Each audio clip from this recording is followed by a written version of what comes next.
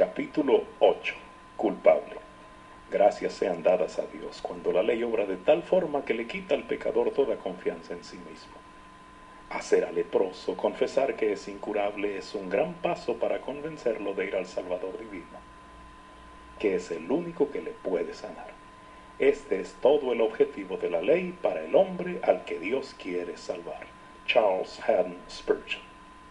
No puedo expresar lo importante que es este capítulo cuando compartes tu fe. La información contenida aquí es crucial para ayudar a los perdidos a comprender su necesidad del Salvador. En el transcurso de compartir tu fe, tienes que hablar de tres cosas en tu conversación. Son el pecado, el arrepentimiento y la cruz. Si no explicas el pecado, la persona no comprenderá la necesidad que tiene de un Salvador. Si les habla de Jesús sin discutir el tema del pecado, él se convierte simplemente en otra figura religiosa como Mahoma o Buda. La persona no sabrá por qué Jesús es la única respuesta o por qué necesita de él. Cuando hablamos del pecado, la mayoría de los cristianos mencionamos Romanos capítulo 3, versículo 23, que dice: por cuanto todos pecaron y están destituidos de la gloria de Dios. Para que el perdido pueda entender este versículo, necesitará que se le defina una de estas palabras. Ellos necesitan saber qué es pecado. La palabra griega para pecado es un término de tiro con arco que significa errar al blanco. Es decir, existe un estándar que no hemos podido alcanzar. Imagínate el blanco. Se dispara una flecha y no das en el centro. Erraste al blanco. Eso es el pecado. Para mantener las cosas en términos sencillos, los inconversos necesitan saber cuál es el blanco para determinar si han errado o acertado. Una muy buena forma de abarcar el concepto bíblico es permitir que la Biblia interprete la Biblia. La respuesta probablemente está en la Biblia y no simplemente en la opinión de alguien. Por esa razón debemos conocer la palabra de Dios por sobre todas las cosas. En este caso, todo lo que tenemos que hacer es buscar algunos versículos anteriores para encontrar la respuesta. Romanos capítulo 3, versículos 19 y 20 dice: pero sabemos que todo lo que la ley dice, lo dice a los que están bajo la ley, para que toda boca se cierre y todo el mundo quede bajo el juicio de Dios, ya que por las obras de la ley ningún ser humano será justificado delante de él, porque por medio de la ley es el conocimiento del pecado. La ley debe ser muy importante. No solo cerrará la boca de muchos, evitando que intenten justificarse a sí mismos, sino que les mostrará que son culpables delante de Dios. Es la ley la que trae el conocimiento del pecado. Entonces, para entender qué es el pecado, tenemos que comprender qué es la ley. Salmos capítulo 19, versículo 7 nos informa: la ley de Jehová es perfecta, que convierte el alma. Si esta ley es perfecta y convierte el alma, ¿cuál es? Primera de Juan capítulo 3 versículo 4 dice: todo aquel que comete pecado infringe también la ley, pues el pecado es infracción de la ley. Quebrantar la ley es pecado. Punto. La última clave en nuestra búsqueda es Romanos capítulo 7 versículo 7, que dice: ¿qué diremos pues? ¿La ley es pecado? En ninguna manera. Pues yo no conocí el pecado sino por la ley. Porque no conociera la codicia si la ley no dijera no codiciarás. Si la ley dice no codiciarás, ¿cuál es la ley exactamente? Puesto que no codiciarás es el 10º de los 10 mandamientos, la ley debe estar refiriéndose a los 10 mandamientos. Por lo tanto, para saber qué es pecado, debemos saber cuáles son los 10 mandamientos. Los 10 mandamientos. Los 10 mandamientos se pueden encontrar en la Biblia tanto en Éxodo capítulo 20 como en Deuteronomio capítulo 5. Así que deben ser muy importantes si Dios los menciona 2 veces en las Sagradas Escrituras. Demos un vistazo a los 10 mandamientos. Éxodo capítulo 20, versículos 3 al 10. No tendrás dioses ajenos delante de mí. Versículo 3. Esto significa que Dios debería ser el centro de tus afectos. El Dios del joven rico que visitó a Jesús era el dinero. ¿Cuál es el objeto de tu afecto? ¿Qué ocupa tus pensamientos? Cuando reposas tu cabeza sobre la almohada, ¿en qué piensas? Número 2. No te harás imagen, ni ninguna semejanza de lo que está arriba en el cielo, ni abajo en la tierra, ni en las aguas debajo de la tierra. No te inclinarás a ellas, ni las honrarás, porque yo soy Jehová tu Dios, fuerte, celoso, que visito la maldad de los padres sobre los hijos hasta la 3ª y 4ª generación de los que me aborrecen, y hago misericordia a millares, a los que me aman y guardan mis mandamientos. Versículos 4 al 6. El becerro de oro es probablemente el ejemplo clásico de esto en la Biblia, aunque un ídolo no necesariamente tiene que ser un elemento tangible. Las personas también hacen ídolos cada vez que crean un Dios que sacia su imaginación. Por ejemplo, recientemente hablé con una muchacha que decía ser cristiana, pero que el Dios en que ella creía no habría creado el infierno. Ese no es el Dios de la Biblia, su Dios no existe. Algunas personas quieren un Dios de libertinaje, ese Dios tampoco existe. Número 3. No tomarás el nombre de Dios en vano, porque no dará por inocente Jehová al que tomare su nombre en vano. Versículo 7. ¿No es asombroso cómo el diablo ha transformado el nombre más santo del universo en un nombre que usamos irreverentemente o hasta como parte de un insulto? Número 4. Acuérdate del día de reposo para santificarlo. Versículo 8. No importa qué consideres como parte de guardar el día de reposo, lo has quebrantado como lo han hecho todos los demás. Número 5. Honra a tu padre y a tu madre para que tus días se alarguen en la tierra que Jehová tu Dios te da. Versículo 12. Esta es una orden incondicional. No significa que honras a tus padres solamente si te dejan hacer lo que tú quieres, o si piensas que son dignos, o cualquier otra cosa.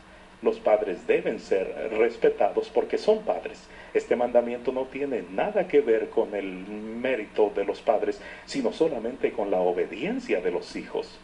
Número 6. No matarás. Versículo 13. Dios hizo esto muy sencillo y muy directo. Podemos quizás referirnos al aborto como una opción, pero sigue siendo asesinato. Es tomar la vida de un inocente. Jesús declaró en el Sermón del Monte que aún el odiar o el estar enojado con alguien es lo mismo que matar. Mateo capítulo 5, versículos 21 al 22. Él juzga lo que hay adentro, en el corazón, tanto como lo que hay afuera, nuestras acciones. Número 7. No cometerás adulterio. Versículo 14. En el Sermón del Monte, Jesús nos explicó que aún ver a una mujer con codicia es lo mismo que cometer adulterio. Mateo capítulo 5, versículos 27 y 28. La intención le importa a Dios aun si no nos importa a nosotros. Número 8. No hurtarás. Versículo 15. Hurtar es robar, independientemente del objeto o su valor. El objeto robado puede ser algo pequeño o algo grande, no importa, sigue siendo robo ante los ojos de Dios.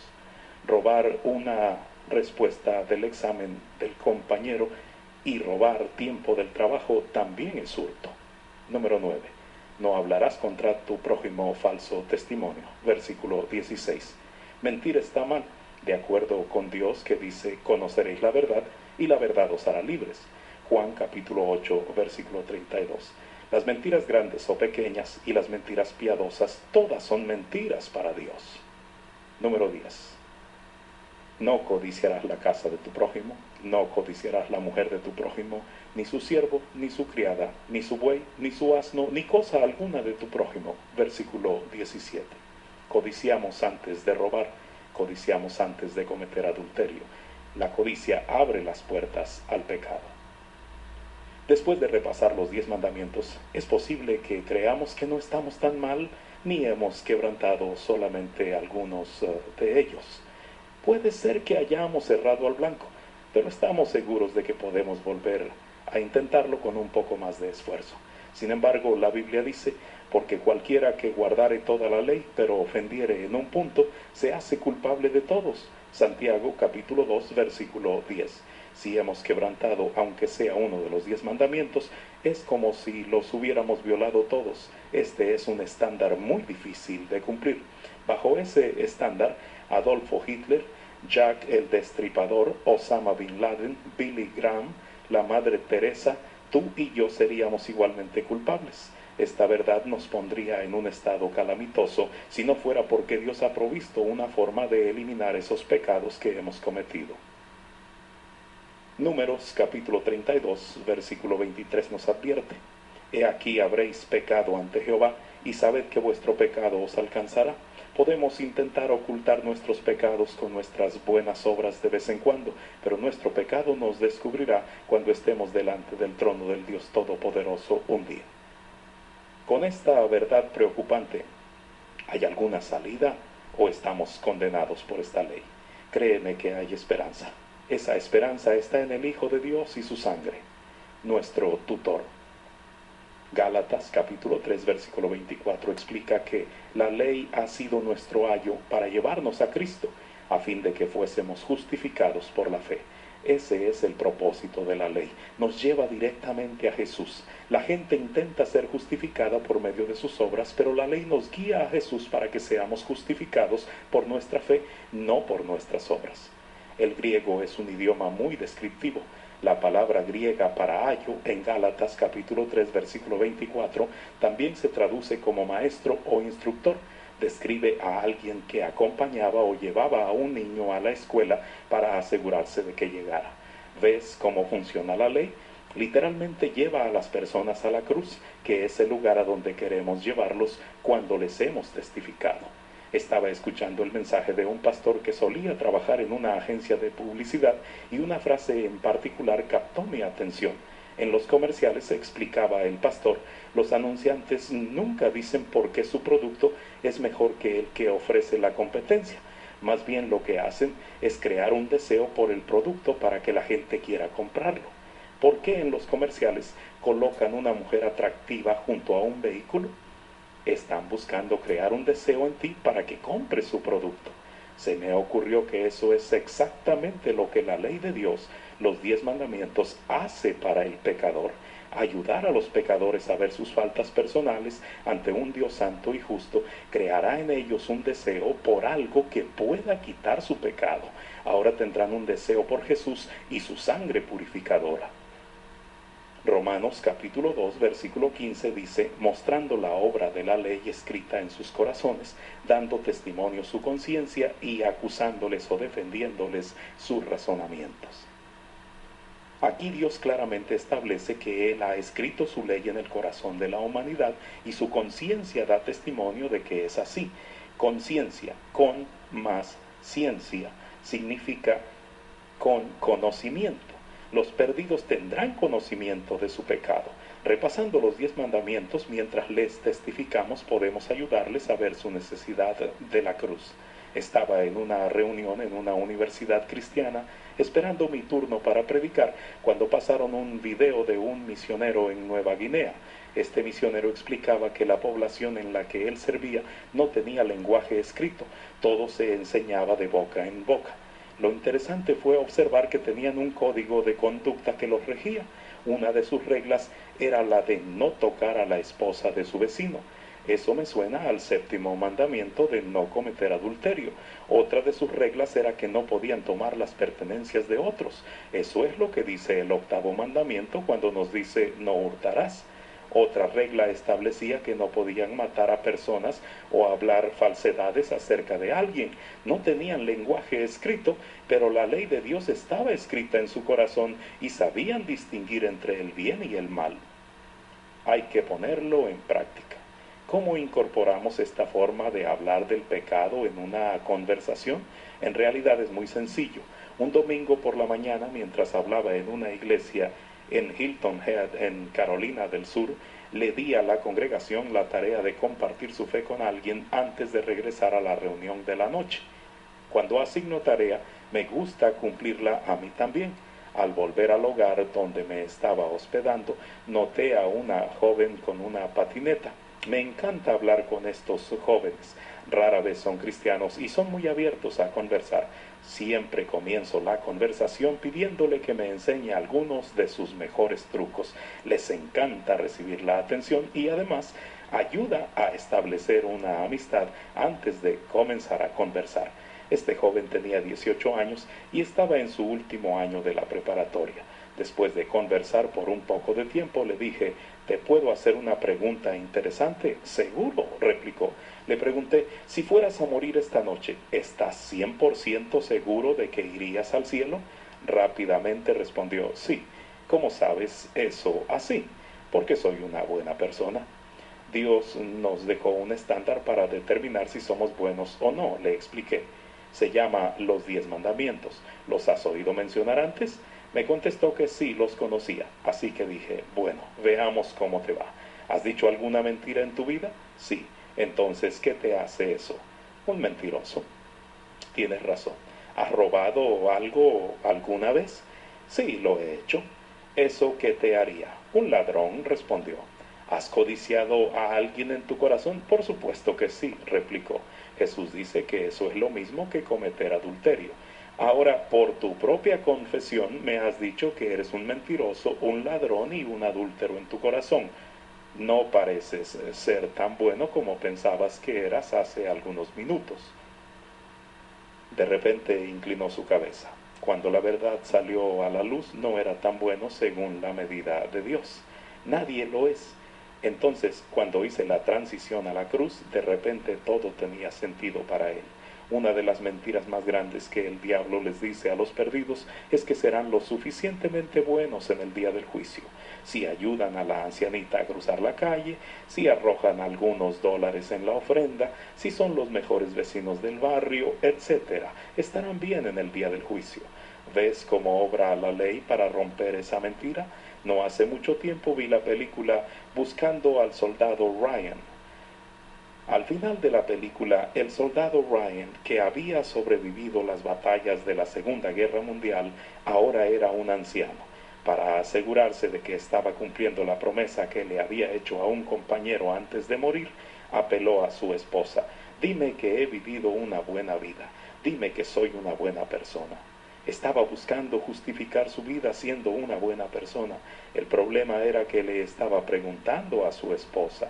Otra persona no puede juzgar si somos lo suficientemente buenos o no.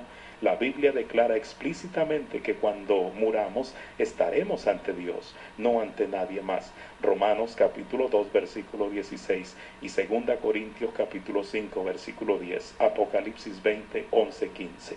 Su opinión es la única que vale y según su estándar estamos en una situación peligrosa y en necesidad desesperante de un Salvador. ¿No es bueno saber que Dios ha provisto uno y Él está disponible para todos los que realmente le buscan? Un juego. Un día estaba volando de regreso a Atlanta desde Colorado, donde había estado predicando en un campamento de Ministerios Summit. Este es uno de los mejores campamentos para líderes cristianos del país. Si quieres aprender a defender tus convicciones cristianas y a tomar una postura firme contra los ataques a la fe, comunícate en idioma inglés con Summit Ministries al teléfono 719-685-9103. Una mujer estaba sentada 2 asientos a mi derecha y había puesto algunas de sus pertenencias en el asiento que nos separaba. Eché un vistazo a sus pertenencias y noté una calcomanía con las letras DMB con varios autógrafos. DMB son las iniciales de Dave Matthews Band, un grupo de música muy popular entre adolescentes y universitarios. Le pregunté el porqué de la calcomanía y me respondió que la noche anterior había estado en un concierto de la banda en Denver. Me explicó que alrededor de 70,000 personas asistieron al concierto. Eso es un montón de gente. Oremos para que algún día 70,000 personas concurran a un estadio para un servicio dominical y no solo cuando Billy Graham pasa por una ciudad. Cuando le pregunté cómo había conseguido los autógrafos de los integrantes de la banda, me respondió: soy disc jockey de una estación de radio en Baltimore y me permitieron ir detrás del escenario. A cualquiera le gustaría eso y era obvio que ella estaba muy orgullosa de su hazaña. Después de haber hablado por un rato, le dije: ¿te puedo hacer una pregunta interesante? Seguro, respondió. Cuando mueras, ¿qué piensas que hay del otro lado? Me encanta esa pregunta, respondió. Me crié como luterana, así que creo que hay un cielo y un infierno, pero últimamente he estado investigando la reencarnación. Hablamos de la reencarnación por algunos minutos. Finalmente le dije: la Biblia, que es la verdad, nos hace saber que existe un cielo y un infierno. Siendo ese el caso, si murieras hoy, ¿a cuál de los dos lugares irías? Oh, definitivamente iría al cielo, fue su respuesta. ¿Cómo sabes que eso es cierto? Con un tono de confianza respondió, porque soy una buena persona. Me sorprende tanto que cada vez haya más maldad en el mundo y que todas las personas que conozco se crean buenas personas, le respondí. Dios nos ha dado un parámetro del bien y del mal, los 10 mandamientos. Veamos cómo te va. Accedió ansiosa, como si hubiera estado en un juego de preguntas y respuestas en la televisión y quisiera ver cómo le iba a ir en sus respuestas. Comencé, ¿has dicho alguna mentira? Sí. Entonces, ¿qué te hace eso? Arrogantemente respondió, una pecadora, casi como si estuviera orgullosa de serlo. Le dije, no, más específicamente, ¿qué te hace? Repentinamente bajó su cabeza, no me quería ver. ¿Ves? La ley de Dios está escrita en nuestro corazón.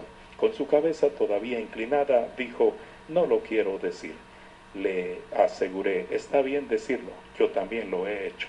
Una mentirosa, respondió. Continué, ¿has robado algo alguna vez? Levantando su cabeza dijo, sí. Nuevamente le pregunté, ¿qué te hace eso? Una ladrona. ¿Alguna vez has codiciado a alguien en tu corazón? Ella respondió, sí. Jesús dice que es lo mismo que cometer adulterio. ¿Has tomado el nombre del Señor en vano? Sí. Eso se llama blasfemia. ¿Te has enojado con alguien? Me respondió, definitivamente sí. Esa es una respuesta interesante. Jesús dice que eso es igual que haber cometido un homicidio, le expliqué. Ahora me has admitido que eres mentirosa, ladrona, adúltera, blasfema y homicida. ¿Serías culpable o inocente en el día del juicio? Date cuenta de que nunca le dije que era una pecadora. Ella misma confesó todas esas cosas. Por eso tienes que despreocuparte de ofender a alguien cuando usa los 10 mandamientos al testificar. La gente simplemente está admitiendo verbalmente lo que ya conoce en su corazón. Sería culpable, fue su respuesta. ¿Eso significa que irías al cielo o al infierno? Ella dijo, al infierno. Nota cómo pasó de ser una buena persona a reconocer que iría al infierno en tan solo 5 minutos. Continué, si pudieras pasar de culpable a no culpable en el día del juicio, ¿te parecería una buena noticia? A estas alturas de la conversación, cuando la persona se da cuenta de sus pecados, no puede esperar recibir alguna buena noticia. Ella me dijo, sí. Me tomé el tiempo de hablar con ella acerca del arrepentimiento, la cruz y lo que la sangre de Jesucristo podía hacer por ella. Estaba muy interesada cuando le compartí acerca de la cruz, porque ahora comprendía la necesidad que tenía de ella. Esto no es un juego como los de los programas de televisión. Muy a menudo, cuando estamos compartiendo nuestra fe, queremos darle la respuesta a la persona y ni siquiera sabe cuál es la pregunta. Asegúrate de compartir con ellos a Jesús después de que reconozcan su necesidad de Él. Solamente entonces es que su sangre derramada tiene sentido para ellos. Si yo anduviera por las calles gritando 4, 4, 4, cualquiera pensaría que estoy completamente loco. Pero si primero preguntara ¿cuánto es 2 más 2? Entonces decir 4 tendría sentido. Primero identifícales el problema, después dales la solución. Al final de nuestro vuelo, la chica me pidió mi dirección postal y mi correo electrónico para mantenernos en contacto. Cuando bajamos del avión en Atlanta, ella necesitaba direcciones para tomar su conexión a Baltimore, así que le ayudé. Cuando se estaba yendo, me miró y dijo, ¿le puedo dar un abrazo? Ahí estábamos, después de haber sido dos perfectos desconocidos al principio. Muy amorosamente compartí con ella la verdad, asegurándome de hablar acerca del pecado. Ella apreció este gesto tanto que se sentía lo suficientemente cómoda como para darme un abrazo al finalizar nuestra conversación. Sal por fe y actúa como Jesús lo haría. Dios te mostrará más cosas asombrosas de las que jamás te hayas podido imaginar. Realmente funciona. Me gusta mucho ir al sector de bares de la ciudad, especialmente en el verano. Estas zonas están rebosando de gente que va de bar en bar y muchos de ellos están dispuestos a conversar. Un sábado por la noche en Buckhead, La zona de bares de Atlanta estaba usando la estrategia de la encuesta para entablar conversación con una pareja. Después de que la joven respondió una de mis preguntas, el muchacho dijo: hay un cielo y un infierno. Cuando yo me muera voy a ir al cielo porque he guardado los 10 mandamientos. No le tomó mucho tiempo llegar al grano. Bueno, veamos cómo te va. ¿Has dicho alguna vez una mentira?, le pregunté. Él me dijo: no. Dentro de mí pensé: todos hemos mentido. Tú acabas de mentir en tu respuesta. Así que respondí: ¿qué quieres decir con no? Solamente he estirado la verdad. Pensó que me había ganado, pero le pregunté: ¿cuánto se puede estirar la verdad antes de que sea una mentira? Sonrió y admitió: bueno, he mentido. ¿Y qué te hace eso? Un mentiroso. ¿Has robado algo en algún momento? Sí. ¿Y qué te hace eso? Un ladrón. Continué: ¿has codiciado a alguien en tu corazón? No. Rápidamente su novia lo señaló con el dedo y le dijo: me has codiciado a mí. Ahora estaba en aprietos. Cuando le respondió a su novia con una profanidad, usó el nombre del Señor en vano. Le dije: espera un momento, ahí tienes otro mandamiento que has quebrantado. Llevas 0 de 4 y hemos cubierto solamente 4 de los 10 mandamientos. ¿Serías declarado culpable o inocente en el día del juicio? Él dijo: culpable. Y ya te puedes imaginar cómo continuó la conversación. Usar los 10 mandamientos realmente es muy efectivo. Después de haber hablado en una iglesia en Kansas, varias personas pasaron al frente al finalizar la reunión para dar testimonio. Una mujer dijo que había asistido a la iglesia durante 26 años, pero que esta era la primera vez que podía decir que fue limpia de sus pecados y que estaba en paz con Dios. Durante el mensaje había invertido algo de tiempo explicando cómo usar los 10 mandamientos al testificar. Ella dijo que conocía de Jesús, pero que no entendía totalmente por qué necesitaba de él. Los 10 mandamientos la ayudaron a ver su culpa delante de Dios y eso la llevó a la cruz. En otra ocasión estaba hablando en la Asociación de Atletas Cristianos en la Universidad de Clemson. Siempre disfruto predicar en ese lugar porque tienen un grupo dinámico con 800 alumnos en las reuniones. Al explicar los 10 mandamientos, expuse de qué se trataba cada uno de ellos y luego di algunas ilustraciones de cómo usarlos al testificar. Después de la reunión, varias personas se acercaron para hacerme preguntas. Cuando estaba hablando con los jóvenes, observé que había un muchacho que se paró a unos metros de donde estábamos. La expresión de su rostro me dio a entender que quería conversar conmigo. Tan pronto como pude, me le acerqué y le ofrecí ayudarlo en lo que pudiera. Inmediatamente dijo: no estoy bien con Dios. Le pregunté qué quería decir con eso y me respondió: soy parte de una fraternidad aquí en Clemson. Lo único que hago es beber, eso es todo. La semana pasada estaba bebiendo en la casa de la fraternidad, tirado en el suelo, y miré para arriba y le dije a Dios: Dios, no estoy bien contigo. Si yo me muero hoy, me iría al infierno y no quiero ir ahí. Ahora, pocos días después, entro a esta charla que usted está dando, el primer evento cristiano al que había asistido. Le pregunté: ¿quieres estar bien con Dios? Sí, respondió. ¿Has mentido alguna vez?, pregunté, y me dijo: sí, y ya sé que no estoy bien con Dios. Había empezado a repasar los 10 mandamientos con él como suelo hacerlo, olvidando completamente que había estado hablando de ellos durante casi una hora. Él ya había reconocido su culpa ante Dios. Hablamos acerca del propósito de la cruz y le pregunté si quería dejar atrás el estilo de vida, arrepentirse de su pecado y entregarle su corazón a Jesús. Sí, eso quiero, repitió. Cuando alguien está listo para entregar su vida a Cristo, permítele orar por cuenta propia. La persona que está lista para arrepentirse de su pecado no necesita repetir una oración después de ti. Dios ya está obrando en su corazón. Y si no lo está haciendo, hacerle repetir una oración no lo va a ayudar, solo lo confundirá. Deja que las personas oren por sí mismos. Después de orar, hablamos de la seguridad de la salvación. Le pregunté si tenía una Biblia para poder comenzar a leerla. Como no tenía una, lo puse en contacto con uno de los líderes de la actividad para que lo hicieran parte de una célula de estudio bíblico. Pocos meses después me enteré de que este joven ya había leído todo el Nuevo Testamento. Es muy importante lograr que el inconverso se sienta perdido antes de poder salvarlo. Cuando usas los 10 mandamientos para ayudar a la persona a ver su pecaminosidad delante de Dios, se aferra a Cristo con todas las fuerzas. Así debería ser. Se debe comprobar el caso.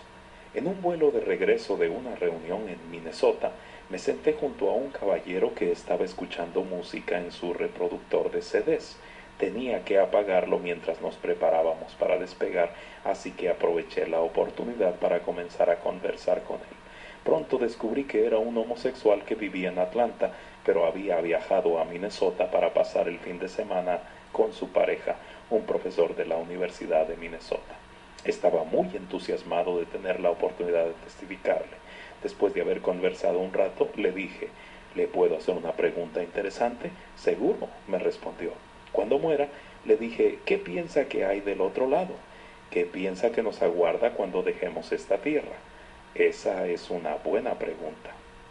No estoy muy seguro, pero no creo que haya nada después de la muerte. ¿Cómo sabe que eso es cierto?, le pregunté. No tenía ninguna evidencia para apoyar su posición. ¿De dónde obtuvo la información de que no hay nada después de la muerte? No tenía ningún libro o ninguna otra cosa sobre la cual basar sus creencias. Muy a menudo verás que esto no es poco común. Entonces él me preguntó a mí, ¿qué es lo que cree usted? Esa es una buena forma de comenzar una conversación, pero recuerda siempre que a la gente no solo le importa lo que crees, sino que también le interesa saber por qué lo crees. ¿Cómo llegaste a esta conclusión? ¿En qué evidencia te basaste para tomar esa decisión? Eso es lo que están buscando. Le expliqué mi creencia de que hay un Dios, un cielo y un infierno, y que la evidencia era lo más interesante. Me tomé el tiempo de discutir las evidencias de la existencia de Dios y de la veracidad de la Biblia. El hombre resaltó, usted debería ser abogado. Está presentando sus argumentos muy bien. En realidad no estábamos discutiendo, pero sí estaba fundamentando el caso muy bien, y él lo apreciaba. El hombre era abogado, por lo tanto disfrutaba que alguien utilizara la lógica para hacerlo pensar. Una vez que le comprobé que la Biblia era verdad, le dije que ella hablaba de un cielo y un infierno. ¿A qué lugar le gustaría ir? Por supuesto, él dijo, al cielo. Le pregunté, ¿sabe lo que le hace falta para poder ir ahí? Probablemente ser una buena persona. Dios nos ha dejado un parámetro para ver si somos buenos, le dije. Veamos cómo le va. ¿Ha dicho alguna mentira en su vida? Sí. Después de repasar los 10 mandamientos por algunos minutos, le dije, ahora que usted ha reconocido ser mentiroso, ladrón, adúltero, blasfemo y homicida, ¿sería usted culpable o inocente en el día del juicio? Admitió ser culpable. ¿Eso significaría el cielo o el infierno? Supongo que el infierno. Si pudiera pasar de culpable a no culpable en el día del juicio, le pregunté, ¿le parecería una buena noticia? Se le abrieron los ojos y dijo, sé exactamente a dónde va con esto. ¿A dónde voy con esto? Repitió aún con los ojos maravillados, sé exactamente a dónde va con esto. ¿A dónde voy con esto? Dijo, ¿tiene esto algo que ver con alguien cuyas iniciales son JC? Solté una pequeña risa y dije, ¿tiene alguna dificultad en pronunciar el nombre de Jesús? El hombre se había criado en una iglesia bautista, así que en su corazón conocía la verdad de Gálatas capítulo 3 versículo 24, que la ley te guía a Jesús. Ahora comprendía por qué necesitaba que Jesús eliminara todos sus pecados. Sabía de Jesús, pero ahora entendía la razón por la que el Señor había venido a esta tierra 2000 años atrás. Llegando al final del vuelo, me dijo, ha hecho que el viaje se me pasara más rápido. Gracias por eso y gracias por esa buena conversación. Él amaba demasiado su pecado, pero se sembró una semilla en su corazón. Estoy orando para poder verlo un día en el cielo o poder volver a verlo aquí para seguir regando esa semilla. La palabra de Dios no regresará vacía. Cuando se me abrió la puerta para predicar en un retiro de cierta denominación, acepté ir. a pesar de que esa denominación tiene la reputación de ser muy liberal en su interpretación de la Biblia. El sábado hablé frente a 300 jóvenes antes del evento mayor que se llevaría a cabo el domingo. Di una charla básica sobre los 10 mandamientos y cómo usarlos al testificar. Apenas había terminado una explicación corta de los mandamientos cuando se me acercó un hombre que me pidió que les diera a los chicos la oportunidad de ponerse de pie y estirarse. Estaban sentados en el piso. Después agregó: «Tienes 5 minutos para terminar». Miré mi reloj y noté que eran 25 minutos menos de lo que me habían dicho antes de comenzar la reunión. Después me di cuenta. Me estaban echando de la plataforma. Era increíble ver cómo los 10 mandamientos estaban obrando en los corazones de las personas presentes. Luego me enteré de que la pastora le había dicho a un amigo mío: «Tienes que hablar con este hombre. Mañana cuando predique no puede mencionar la homosexualidad. Hay chicos que han traído a sus 2 madres lesbianas a este retiro». Lo que era más que interesante era que yo no había mencionado en ningún momento la homosexualidad en mi charla. A lo sumo había dicho que codiciar a alguien en el corazón era igual que cometer adulterio. Pero cuando citamos los parámetros de un Dios santo, el Espíritu Santo puede obrar en la conciencia para convencer a la persona de su pecado. No hace falta decir que no fue uno de los mejores fines de semana de mi vida. Las charlas no parecían ir muy bien, pero siempre recuerda que andamos por fe y no por vista. Segundo libro de Corintios, capítulo 5, versículo 7. Lo que nosotros podemos ver no es lo único que está sucediendo en la esfera espiritual. Recibí un correo electrónico un mes después de un pastor de jóvenes que había asistido al retiro. Había un joven de corazón muy endurecido al que no había podido ganar para Cristo en los 2 años que tenía de asistir a su grupo de jóvenes. Le preguntó al joven qué le había parecido el retiro. El joven respondió: «Fue una experiencia increíble. Lo voy a recordar por el resto de mi vida».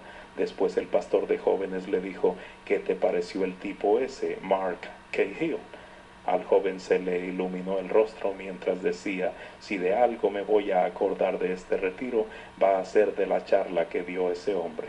Fue la mejor charla que he oído». Yo estaba desanimado por lo que había sucedido ese fin de semana, pero Dios estaba obrando en el corazón de ese joven y me usó para tocarlo. 2 semanas más tarde recibí una carta de otra joven que había participado del retiro. Decía: «He oído a Dios hablarme 2 veces en mi vida. Una vez fue cuando tenía 12 años y la otra fue en ese retiro». Recuerda, no te dejes guiar siempre por lo que ves. Sigue caminando por fe y confiando en el Señor. Sé obediente a Él y a nadie más. Si eres fiel en compartir su palabra, Él te promete que no retornará vacía. La necesidad más apremiante. Veamos lo que algunos hombres del pasado que predicaron la palabra de Dios con denuedo tenían que decir acerca de usar la ley, 10 mandamientos, al testificar. Si predicar la ley era importante para los autores bíblicos y para estos hombres grandes de Dios, entonces es lo suficientemente importante para ti y para mí. El doctor Gresham Machen: «Una nueva y más poderosa proclamación de la ley es quizás la necesidad más apremiante de este tiempo. Los hombres tendrían pocos problemas para aceptar el Evangelio si tan solamente aprendieran la lección de la ley». El evangelista Charles Finney: «Es de gran importancia que el pecador sienta el peso de su culpa y que no tenga la impresión de que es un desafortunado. No tenga miedo, pero muéstrele la anchura de la ley divina y lo extremadamente estrictos que son sus preceptos. Hágale ver cómo condena sus pensamientos y su vida. Cuando digo un pecador convencido, quiero decir uno que siente convicción de culpa por medio de la ley de Dios. Remarco que la ley, es la regla y la única regla justa por la que la culpa del pecado puede ser medida. Cada hombre necesita tan solo consultar con su conciencia fielmente y podrá comprobar que lo que ella le muestra es correcto». El evangelista B. L. Moody Dios, siendo un Dios perfecto, tenía que dar una ley perfecta, y la ley fue dada no para salvar al hombre, sino para medirlo. Quiero que entienda esto claramente porque creo que cientos y miles tropiezan en este punto. Intentan salvarse por medio de guardar la ley, pero no fue creada para salvar a los hombres por medio de ella. Pregúntenle a Pablo por qué fue escrita la ley. Aquí está la respuesta: para que toda boca se cierre y todo el mundo quede bajo el juicio de Dios. Romanos capítulo 3, versículo 19. La ley cierra la boca de todos los hombres. Siempre puedo determinar que un hombre está cerca del reino de Dios porque su boca está cerrada. Esta es entonces la razón por la que Dios nos da la ley, para mostrarnos a nosotros mismos nuestra realidad. El doctor John MacArthur: cada ser humano no redimido, judío o gentil, está bajo la ley de Dios y debe rendirle cuentas a él. El veredicto final, entonces, es que la humanidad no redimida no tiene defensa alguna y es culpable de todos los cargos. No hay defensa posible, no es posible decir nada, porque el Dios omnisciente infaliblemente ha demostrado la imposibilidad de ser absuelto. El silencio absoluto es la única respuesta posible.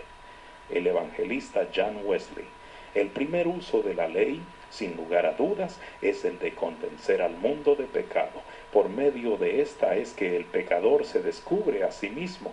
La ley le quita todas las hojas de higuera que usa para cubrirse y puede ver cuán pobre, miserable, ciego y desnudo realmente está.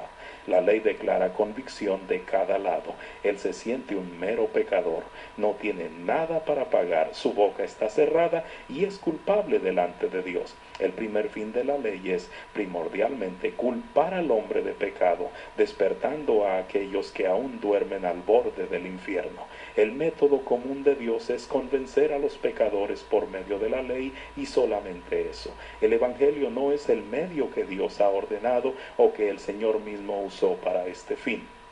El escritor John Bunyan: el hombre que no conoce la naturaleza de la ley no puede conocer la naturaleza del pecado.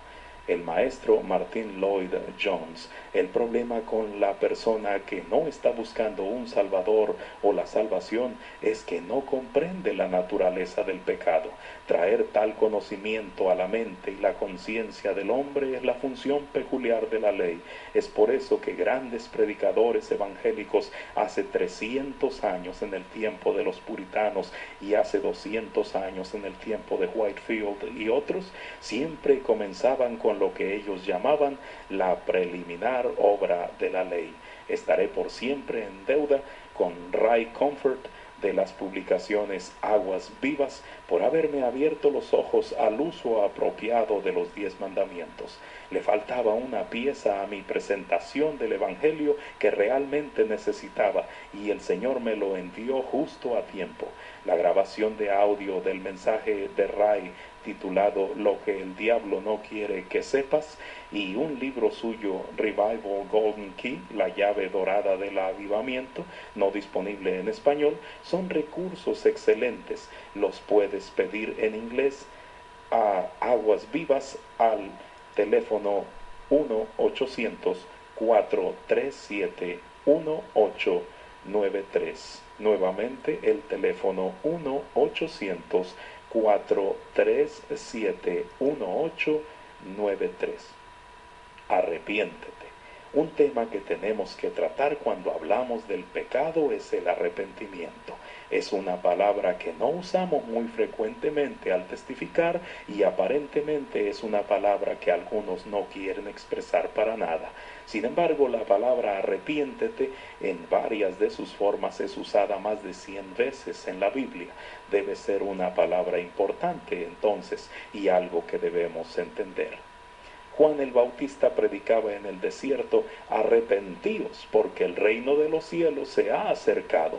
Mateo capítulo 3, versículo 2.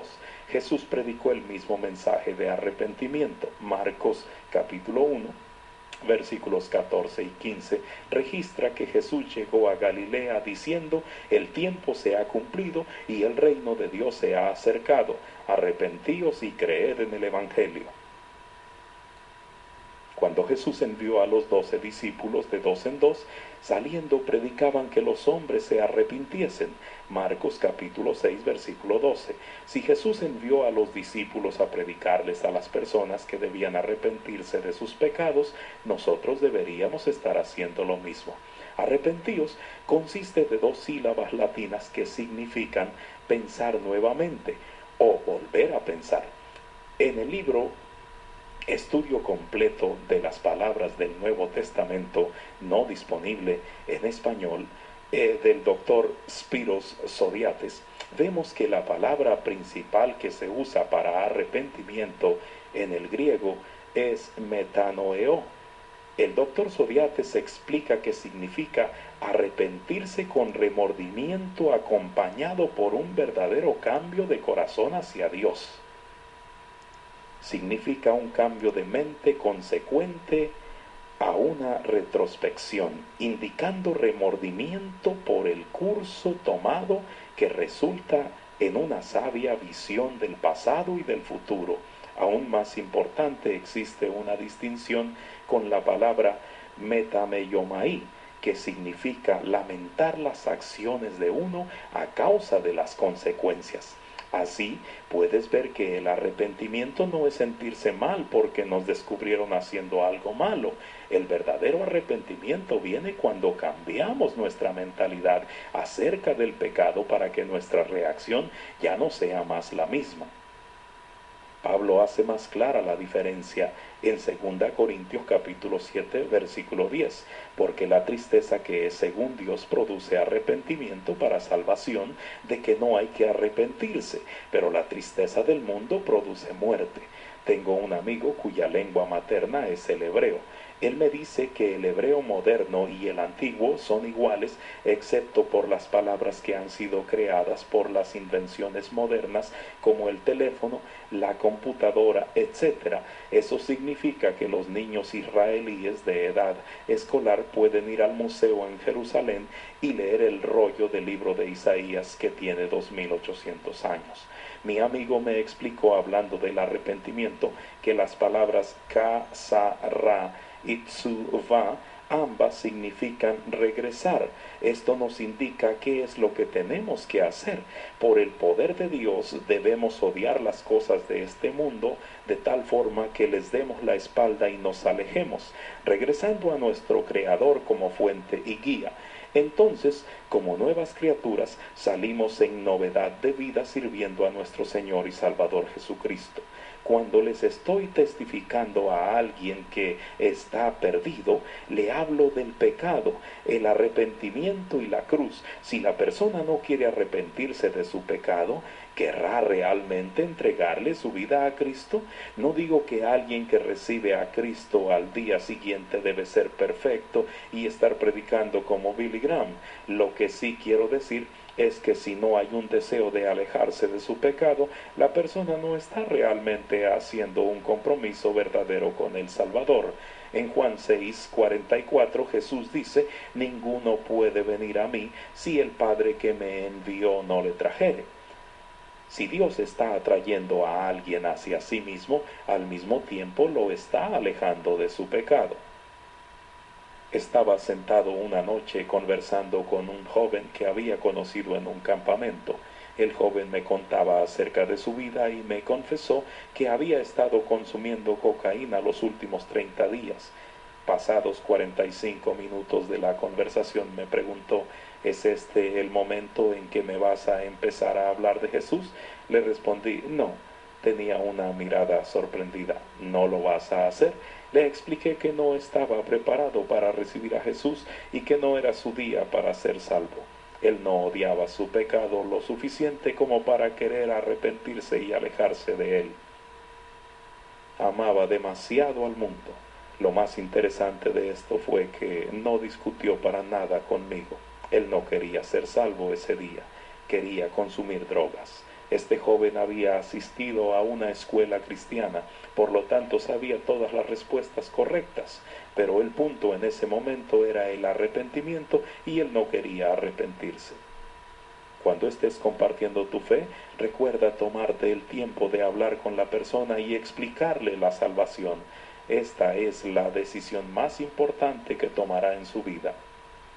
Por eso debe entenderla perfectamente bien. Lleva más de 2 minutos comprar un auto o decidir qué carrera estudiar. Cuando hablo en reuniones, no hago llamados al altar de 2 minutos. Si no presenté un mensaje de salvación, no hago un llamado al altar. Si la gente quiere pasar al frente para hablar con alguien acerca de la salvación, tiene toda la libertad de hacerlo. Explico que con el cristianismo uno no puede tomar alcohol, usar drogas, tener relaciones sexuales fuera del matrimonio, hacer trampa en los exámenes, ser desobediente a los padres, luego recibir a Cristo y continuar tomando alcohol, usando drogas, teniendo relaciones sexuales fuera del matrimonio, haciendo trampa en exámenes y siendo desobediente a los padres. Yo no encuentro eso en la Biblia. Cuando una persona nace de nuevo, su vida cambia. Por cierto, no significa que nos transformamos en personas perfectas cuando somos salvos. Definitivamente hay un proceso de santificación al crecer en nuestra fe y ser más semejantes a Cristo. Pero debe haber un deseo de cambiar o no habrá ningún cambio. En Landry, una mujer de intercesión que suele orar por mí, me escribió esto en un correo electrónico. Cuando dejamos la cruz a un costado de nuestro llamado a Cristo, predicamos un evangelio que no puede curar al hombre de su pecado. Dios constantemente nos dice que su pueblo es separado, santo y diferente a este mundo. Hacer una supuesta confesión sin un cambio de vida es confesar sin poseer la vida eterna. Cuando Cristo entra en una vida, esa vida cambia. El Espíritu Santo es santo y llama a la persona a la santidad. Por favor, llámelos a arrepentirse de su pecado. La vida de un pecador definitivamente cambia cuando el Espíritu de Dios entra en ella. Mis compañeros de la escuela secundaria me ven y dicen, Cahill, has cambiado.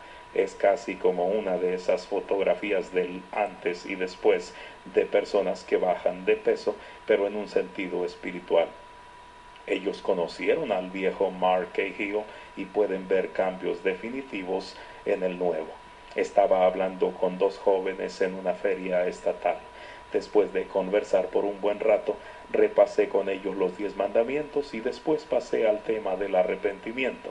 La respuesta de ambos fue, sí, quiero dejar atrás este estilo de vida. Odio la dirección en la que me está llevando. Te sorprendería cuántas veces escucho eso de las personas con las que hablo. Estos jóvenes tomaban y consumían drogas y a la edad de 17 años ya sabían que iban rumbo a un callejón sin salida. Una vida entregada. Por favor, recuerda que las personas no son salvas por haberle pedido a Jesús que entrara en su corazón o por haber firmado una tarjeta de decisión. Jesús dijo que debían nacer de nuevo. San Juan capítulo 3 versículo 3, Juan capítulo 3 versículo 16 también nos dice que debemos creer en Jesús. Pero creer es mucho más que simplemente reconocer los hechos. Creer es estar convencido o persuadido y colocar tu fe y confianza en algo. Va mucho más allá de usar los labios, es usar el corazón también. Romanos capítulo 10 versículo 9 dice que si confesares con tu boca que Jesús es el Señor y creyeres en tu corazón que Dios le levantó de los muertos, serás salvo.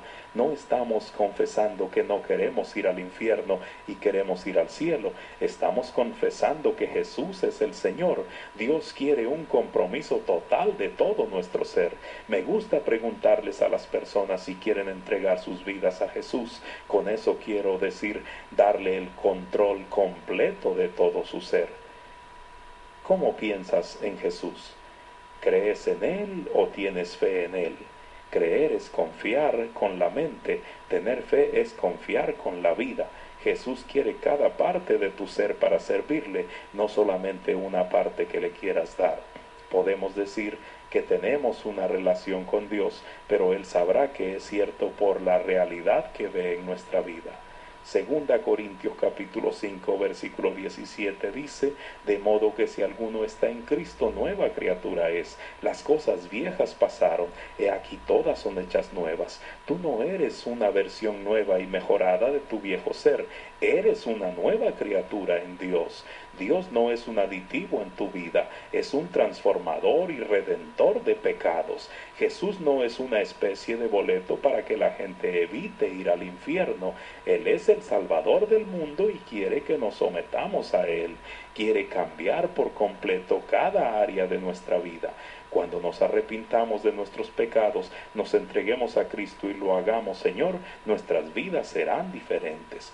Por favor, recuerda, eso es algo bueno. Yo no cambio la vida que tengo ahora por nada.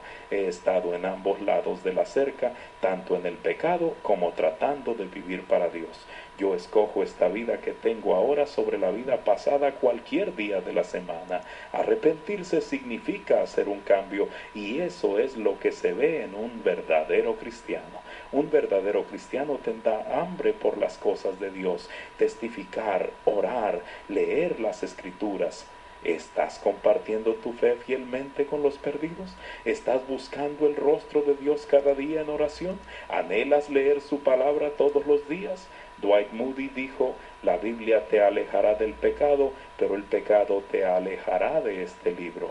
Josué capítulo 1 versículo 8 nos da la clave de cómo tener éxito en la vida cristiana. No se apartará de tu boca este libro de la ley, sino que de día y de noche meditarás en él, para que guardes y hagas conforme a todo lo que en él está escrito, porque entonces harás prosperar tu camino y todo te saldrá bien. Para tener éxito al testificar, las preguntas en el próximo capítulo te ayudarán cuando hables con otros del Señor.